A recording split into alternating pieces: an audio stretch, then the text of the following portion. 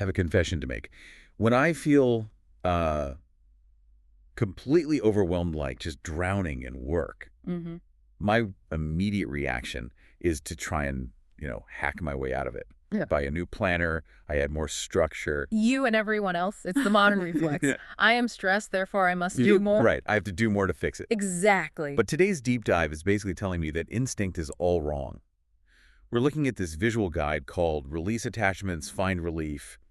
And honestly, the main idea is kind of annoying because it sounds so simple. It really does. It argues that suffering isn't from what we lack. It's caused by the weight of attachment. It's a total flip of how we usually think. We assume, oh, if I'm suffering, it's because I don't have enough money, enough time, whatever. Right. And this source just says, no, you're suffering because you're holding on to too many things at once. The image they use for this is, well, it's intense.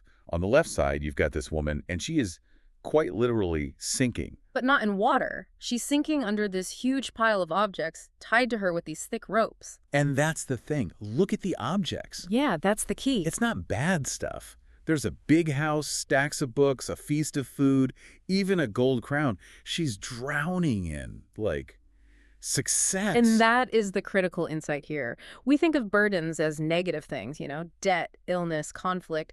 But the text uses this brilliant metaphor. That was ship one. Yeah.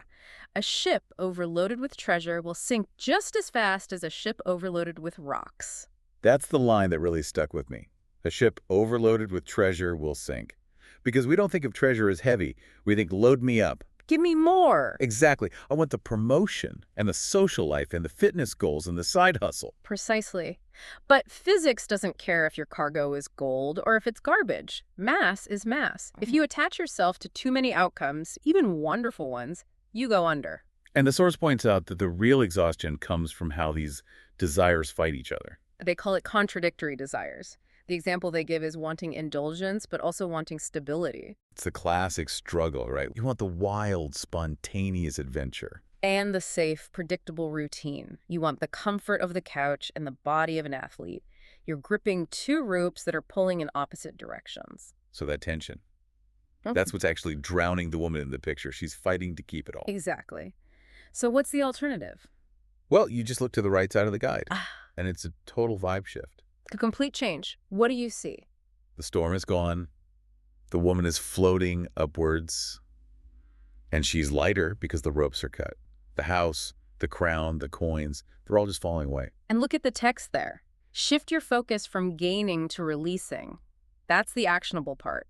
When you're overwhelmed, start asking, what do I need to get? And start asking, what can I subtract? Yes. They promise immediate relief, which, sounds a bit like a marketing pitch. It does, but the logic holds up. Relief isn't some prize you get for finishing the to-do list. It happens the second you drop the rope. Exactly. It makes relief an active choice you can make, not a reward you have to wait for. Okay, but let's get practical for a second. For you listening, I can't just drop my job or my mortgage because I feel stressed. Of course not.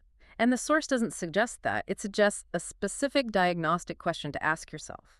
When you feel that sinking feeling, you ask, what can I let go of right now to feel the most relief? Right now. Yeah. I like that part. So it's not about quitting the job. It's maybe letting go of the need to impress everyone in the meeting today. Or letting go of the guilt that your house isn't perfectly clean. Or the attachment to winning an argument with your partner.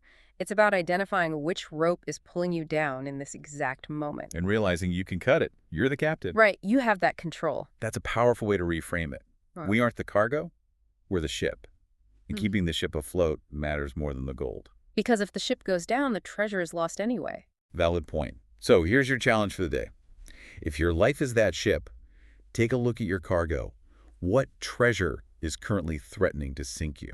And do you have the courage to cut the rope? Thanks for diving in with us.